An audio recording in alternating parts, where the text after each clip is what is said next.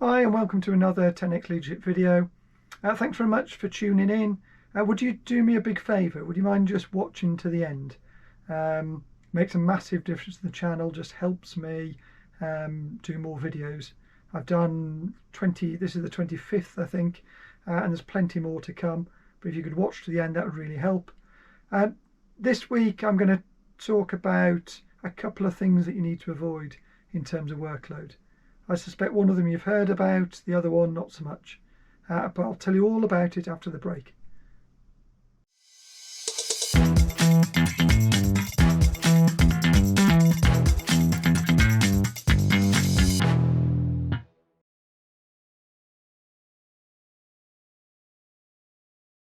So as I say, what we're going to cover this week is two things to avoid in terms of workload. So imagine that you are in fact, just before I start, this is a video that applies to you as an individual, but also to you as a leader. So let's imagine that let's combine those two things. So, you're both an individual and a leader in your company or organization, and you're in your job and things are going well. And as we can see, the indicator is in the green space. You're going along quite nicely, you're quite happy, you're doing a good job, everything's great. And then one of your team leaves, or a couple of your team leave, and then the pressure starts to build. And then some deadlines come in that you weren't expecting, and the pressure builds again. And before you know it, the alarm bells are going off, and you're thinking, well, this is just becoming really, really difficult. And before you know it, if you're not careful, you head into the burnout zone. And instead of the alarm bells going off, the sirens are going off and everything else is going off. And you're really starting to worry. And this is one of the things that you need to avoid, both for you as an individual, but also as a leader. You need to avoid getting people into this space. And this is one end of the spectrum. This is one of the two things that you need to avoid. And no doubt you'll have heard of burnout. It's quite common. But what I'm going to do is just talk you through what it is and what we can do about it. So let's have a look then. So burnout is a physical and emotional and mental state, and really it's about exhaustion, and it's about prolonged stress and overwork. So you hear some people talking about they're burnt out, and what they're really talking about is they're having to put a bit of effort in because there's a short deadline coming. If that's just a one-off and that's not compounding a problem that's already there, and that's not common in your company or organization, it's unlikely people are in burnout. They're probably just a bit stressed by the activity. But this burnout is where this is, you've got to a physical and mental state of exhaustion because of stress and overwork. So it is much, much bigger than just being stressed about one particular activity. That doesn't mean, of course, that there isn't a straw that broke the camel's back and that there's a piece of work that's just come in and pushed people into that space. But I'm just trying to differentiate between a short-term problem and really a longer-term situation here that really does cause serious harm to people. And it comes about for a number of reasons. So it is about constant pressure. Often it's about people working long hours, and sometimes people choose to do long hours. Some people think it's the right thing to do. Some people don't realise that the longer they work, the less productive they are. They just feel like they have to be in an organisation, or they have to show that they're spending a lot of time at work. And usually it's as well to do with unrealistic demands. And again, sometimes you can have unrealistic demands and short-term problems that aren't going to cause burnout.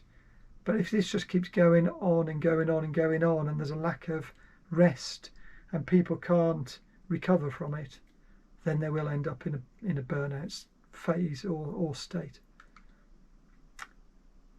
And sometimes this is also about a lack of boundaries, and it might be to do with the culture of the company or organisation. But the lack of boundaries is usually to do with whether people can actually just switch off or not, or whether they feel like they're always on and having to think about work and having to solve problems and answer calls and emails and never taking any downtime. That's quite often the cause of a burnout. And from a leadership perspective, this is a leadership channel after all, it can be through lack of delegation as well. And we'll come on to that in a bit more detail later. But, as a leader, you can, if you're, let's just say what's in my head. If you're hogging work or you're trying to make yourself more important, you can be a bottleneck. So that can create pressure for yourself, but actually that can also create pressure for others.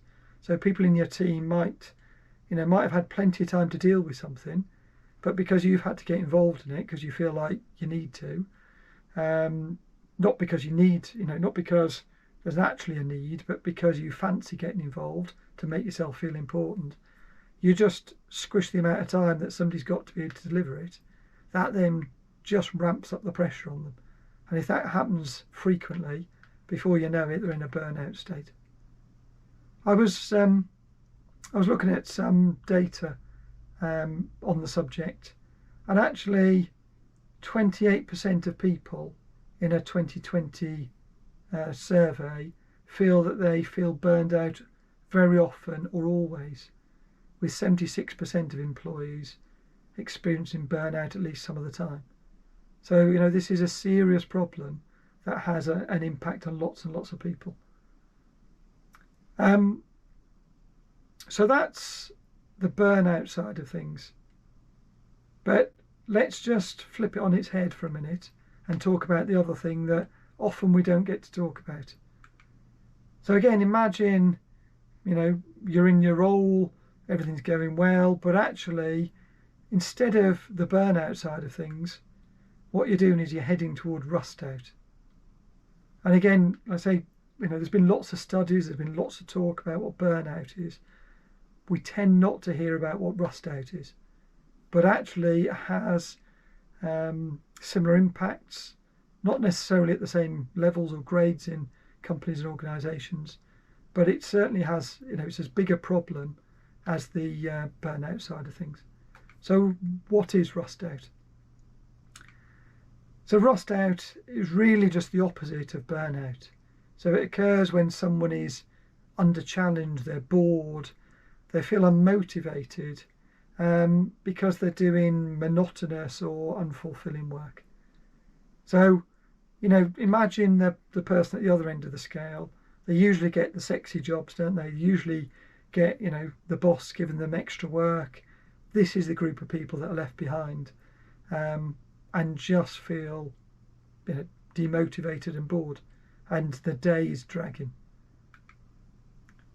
So how does that come about? Well, it is lack of meaningful work and repetitive tasks, but it's really about the feeling of being undervalued and really underutilised. So it's people wanting to be busy, but not having the opportunity to be busy. And when somebody wants to be busy and they've got the potential, but that's not being tapped into, this just makes the whole job feel purposeless, and that has a really negative impact on their mental health and well-being. And it's also, of course, not good for you, for your company and organisation, because you've got a load of people sitting there wishing they had work to do, or wishing they had meaningful work to do, and not being given the chance to do that. So what are the triggers? So what we're going to cover is both the triggers for Rustout and for burnout, but we'll have a look at the Rustout first. So, the triggers, the things that cause Rustout, as I mentioned on the previous slide, it's about doing the same tasks without growth opportunities. So, we all sometimes have to do the same things, but, when you start off doing something, that's okay because you're learning, you're getting better at it, you're speeding up. you know, it can be quite interesting. But when you're just doing the same thing time and time and time again, and there's no stimulus in it, and no growth, you know, no sort of mental growth involved in doing it, that's when you can get rust out. Equally, it could be about feeling like, you know, you're just not getting the opportunity, whether that's for promotions or challenging projects or just slightly more interesting work. And again, in my experience, you know, quite often organisations, especially those who aren't leading particularly well, end up with a two-tier system where you've got a load of people who are really, really busy, and then you've got a load of people who are really, really bored and have nothing to do, and you know, they do feel like they're rusting out, and you know, it doesn't matter what they do, it doesn't seem to make any difference. And the other thing is about a sort of lack of alignment, so you know, between the personal values of the individual and the work. So if somebody really wants to do something worthwhile, but actually the job they've got, you know, isn't worthwhile or is just repetitive, it's very quickly going to get them into a state where, you know, they're going to rust out. On the other hand, on the burnout side of things, again, you know, this seems more obvious because we talk about it more. But, you know, it's about excessive workload, it's pressure to succeed. I've seen this where there is far too much work to deliver and, you know, not enough time, basically. So people know before they even start the week that they've got no chance of delivering all the things they need to deliver. So straight away they're feeling under pressure and they're feeling, you know, the burnout before they even started. Often it's lack of delegation, as I mentioned. You know, they are people either because they're insecure or they want to show that they're better than others, or they just, you know, got a big ego and they, you know, they think they're more important than anyone else. But they just want to hold on to things. And sometimes, of course, that's to do with the culture of the organisation or company. And if that is the case, you know, for you or people that you know, what are you still doing there? I know you might be stuck at the moment, but, you know, I'd be using some of the time, I'd be freeing up some time and finding a way to get out of a company or organisation like that into one that actually cares about its individuals and its employees, and one where you can grow and, you know, feel and have a decent work-life balance. And you know, the last bit on this point is about, you know, not enough time for personal downtime. So, you know, if you're doing ridiculous hours, you're not going to have time, are you? You know, and even when you have got time, you're going to be so tired and exhausted, it will feel like you haven't got any downtime. I've already touched on organisational culture, but, you know, this can be one of the main drivers for why people feel like they've got burnout. And sometimes, you know, that's it's sort of dressed up as being competitive, and sometimes there's some truth in that. You know, sometimes there's companies are going through hard times and they need people just to help them get themselves out of a hole and back into a decent space. And that's okay. But it's just when it goes on and on and on and on, and, you know, people are working weekends and bank holidays, and, you know, they're working through leave to try and keep up with everything, and even then they're not. You know, they just can't keep up with it. And I suppose the other thing that I've seen is that often companies where you know, they don't really care about the effectiveness of what people are doing, they just want to see people busy. That should be, you know, an enormous warning sign, and, you know, alarm bells should be going off if you're in a company like that. Just being busy and not being productive or effective is a complete waste of your time and everyone else's. And of course, you're never going to achieve anything because it's just about being busy. And if you just keep being busy, you're going to burn out.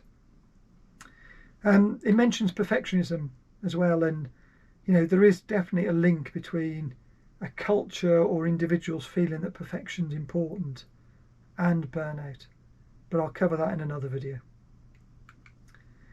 And the sort of underlying causes, or, you know, the underlying triggers to all of this are sometimes poor self-awareness about personal limits. And I mentioned way back on one of the first videos about different personality types. I'm an INTJ in Myers-Briggs terms, and one of the things that we're not good at is we're not really very good at sensing what's going on to ourselves. So quite often we get ourselves into a space where we've just worn ourselves out, and then it's not until you're in that space and you're exhausted that you realise you've done it to yourself. It's almost like that. It's almost like boiling a frog, where allegedly, although it's not true, a frog in water that is slowly being boiled doesn't notice. But it's that feeling that for INTJs and other personality types, it's difficult to spot that you're in that space until you really run down, and then it's too late. So sometimes it's about poor self-awareness. Sometimes it's about not setting boundaries, both as an individual or as a company, or the culture of the company. And again, as a leader, you need to be helping people who aren't very good at setting personal boundaries and limits. And certain countries are preventing people from burning out by only having certain amounts of hours you can do in a week, or having the right to turn off from work and not have your phone with emails on it, pinging every 5 minutes, and people feeling like they've got to respond to them. External pressures or environments that push people to overwork or stagnate. So again, sometimes people feel they have no choice, but we all have choices. Sometimes those choices are limited, but we do have choices, and we just need to make sure that we're not just. There are certain companies who will just take advantage. So, don't just keep doing what the company wants you to do, because once you've been burned out, that can have a long-term impact on your mental and physical health. And then, if you can't work, then you'll just get replaced and they'll do the same again. So really watch out for it, and treat it seriously. The same with stagnation. If you're in a company where the environment creates stagnation, is that the right company to be working in? Are you getting what you need from it? Because working for a company or organisation is a two-way street. They want you, but you need it, but you need to get certain things out of it. And if you're not getting those things, try and get them. And if you still can't get them, again, you might want to have a look somewhere else. There are lots of jobs out there. And given this is a leadership channel, one of the other things for me is that one of the triggers for both Rustout and Burnout is poor leadership. Good leaders will spot these things and do something about it, and want to do something about it. Poor leaders don't care. They'll just let people flounder in either of those spaces. So again, just be careful who you work for. So that was the triggers. In terms of impacts, again, we're going to cover both Rustout and Burnout. Rustout, feelings of frustration, boredom and resentment. And even if people aren't telling you that they're rusted out, talking to them, or even just observing them, you'll see that people are frustrated, they're bored, they're resentful. That's some massive clues there that something's going wrong. We saw a lot of this during straight after COVID, where people just had a different perspective on their work-life balance and the companies they were working for. And a lot of people sort of checked out and they did the bare minimum. If you've got people like that, they're probably rusted out. And again, as a leader, you'll want to do something about that. And the other thing is, if you've got those things going on where people feel frustrated or they're checking out and doing the bare minimum, you're probably going to have a load of people leaving. And that will mean you've got higher levels of attrition. If you've got a load of people leaving, you're going to lose a load of skills. These people might be brilliant at what they do. You're just not utilising them. So, you're going to lose a load of skills. And it's really, really expensive not just the recruitment process, but to replace somebody, especially experienced people. And the other thing it does is it lowers creativity and slows down innovation. If you've got a load of people who don't really care, it doesn't really matter what you're saying to them, they're just not interested. They've switched off, they're going to do the bare minimum. So they're not going to come up with new ideas, are they? So again, that really doesn't help your company and organisation. On the burnout side, it's feelings of helplessness, being overwhelmed. Often you see people who are irritable and detached. And what you'll notice as we go through this list, there are a lot of things that are similar on both sides of the camp.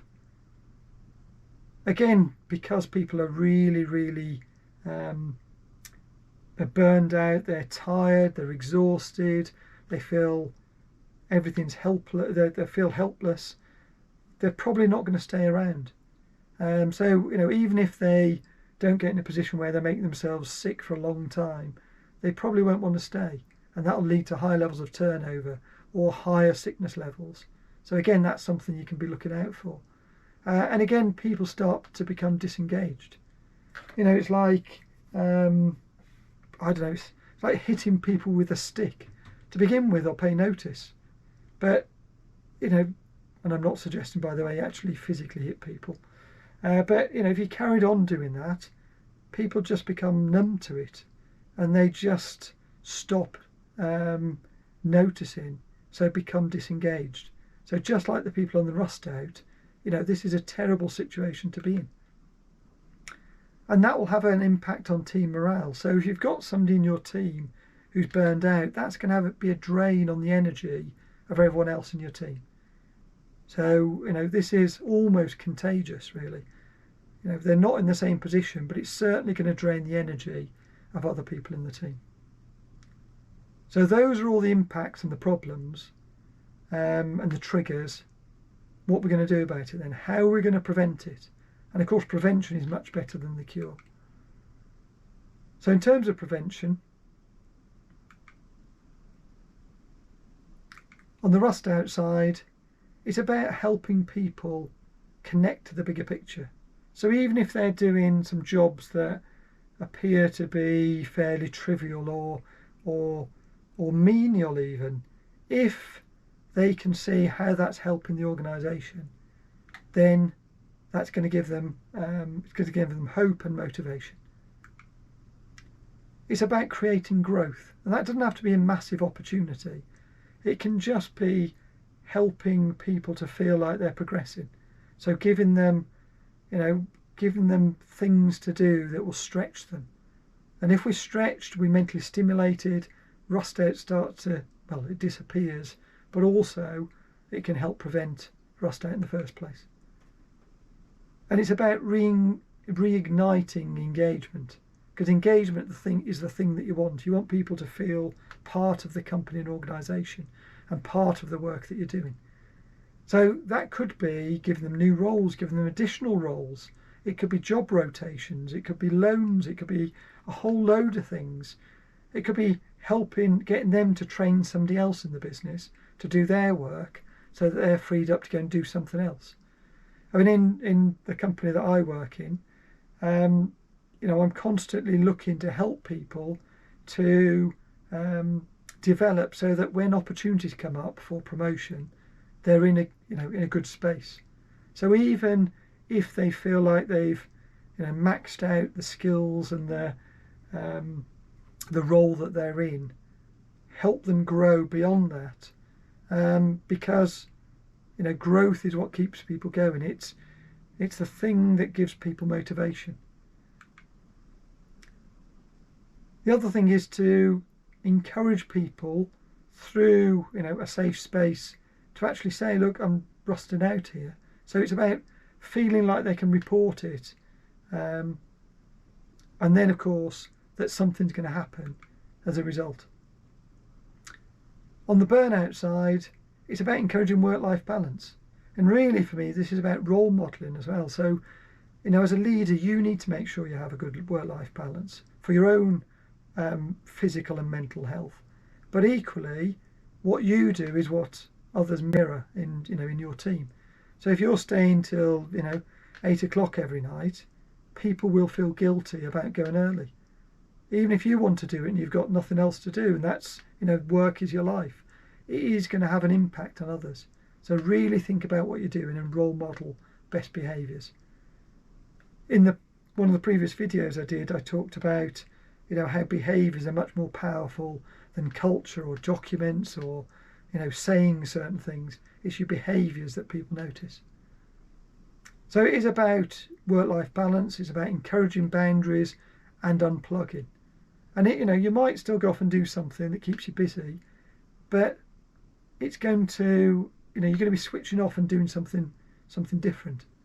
So every Tuesday lunchtime I go out for a run. Doesn't matter how busy I am, I keep a space in my diary for going out and having a run with a mate. And we have a talk about work sometimes, and sometimes that's almost like a sort of mentoring, coaching and mentoring relationship that allows me to get stuff off my chest. They work for the organisation as well, by the way. But finding time to do something different, taking a break, shows that it's important, and others will do the same. It's about, we talked about delegation before, and that can be one of the causes. Don't be the cause of the problem. Prioritise work, delegate work, and manage workloads effectively. Don't keep giving all the work to the busy people. Make sure that everyone's got an even load, and that you don't end up with a two-tier system. And again, make sure that you're looking after yourself. Take regular breaks, healthy habits. Make sure you've got time for lunch. Make sure that you start and finish at a reasonable time. Make sure that you have weekends where you can just switch off and go and do what you want to do. And the other thing is, seek support. A bit like the Rustout and reporting it. Have a way to be able to speak up and help each other if people feel like they're in a burnout space. And in some ways, the burnout space is even worse than the Rustout space for reporting, because people feel it's a weakness that they can't cope with everything. Whereas on the Rustout side, people just feel like the organisation hasn't given them enough to do. So it feels like a personal problem on the burnout space, whereas it feels like more of an organisational problem on the Rustout space. The final point to make is, and you won't be surprised at this is a leadership channel after all, is the best way to prevent both Rustout and burnout is to be a great leader. And for me, that's a number of things. Some of the stuff we've already talked about in previous videos, but it's about giving everyone purpose. It doesn't matter who it is in your team. It's about developing everyone, so nobody feels like they're left behind. Everyone feels like they're growing. Everyone feels like they've got an opportunity, and you haven't got a two-tier system. It's about empowering everyone. So again, it's not you being, making yourself look good and hogging all the good work. It's about sharing work across your team, and in fact, not even being involved in the sharing of work across your team. Letting your team decide who's doing what. That's real empowerment. That's self-organising teams. But it takes away those blockers. And the other thing it does is it helps your team solve the problem themselves. So they won't come to you and say, look, we've got a load of people who haven't got anything to do. They will work that out themselves. You'll have people talking to each other, going, look, I haven't got enough. Can you share that work you've got? Or what can I do to help you? And equally, when you've got people who are really, really busy, even if you've got other busy people, you'll have people helping each other out. I've had it with my own team where my team can see I'm really snowed under, not because I've been an egomaniac, just because I've just had a shed load of work come in, and they've asked what can they do, and find time to give them some work. Otherwise, again, all you're doing is create this two-tier system. The other thing is about being fair. Quite often I see leaders where people say, well, they've just got their favourites, and that's usually again where people are giving work to busy people and not giving work to the quieter ones, or the ones that they don't know quite so well. But be fair about your allocation of work if you're involved in that at all. And really this is about, I mean, I've described in previous videos, leadership for me is about connections, and the deeper the connection, you know, the better you will be as a leader, the better you'll understand people. So if you're connected to your team and the individuals in your team, you'll know who looks like they're heading towards burnout and who's heading toward rust out well before they get there, and you'll be heading that off and preventing them from getting into those red spaces. And the last thing is, you know, it's one thing knowing about it, it's another thing doing something about it. So, you know, do lots of preventative work, some of the things that we've talked about, but also if you do see people in those spaces, quickly act and get them out of those spaces as quickly as you can. Otherwise, you know, you're going to have all the problems that we talked about earlier. And, you know, I don't know about you, but I don't want to be responsible for having a negative impact on people's physical and mental health. So that's it. Those are the two things that you need to avoid in terms of workload, rust out and burnout. I hope you found that useful. If you did, give me a thumbs up. If you didn't, give me a thumbs down. And put in the comments, you know, what didn't work for you. If you like the channel, please subscribe. If you like the video, please like it. And share it with your friends, share it with your colleagues. You might know people who are, you know, in the rust out space. You might have experienced it yourself and managed to get out of it. So how did you do that? Give us a comment. Let us know how you're getting on. Equally with burnout, you know, have you experienced that? And how did you get, you know, how did you get yourself out of that? Or how did your leader help you get out of that? That's it for now. As I say, I've got plenty more videos. I've got, you know, I'm only about halfway through my first year, so plenty more videos to come. And I look forward to seeing you in the next one. Thank you very much for watching.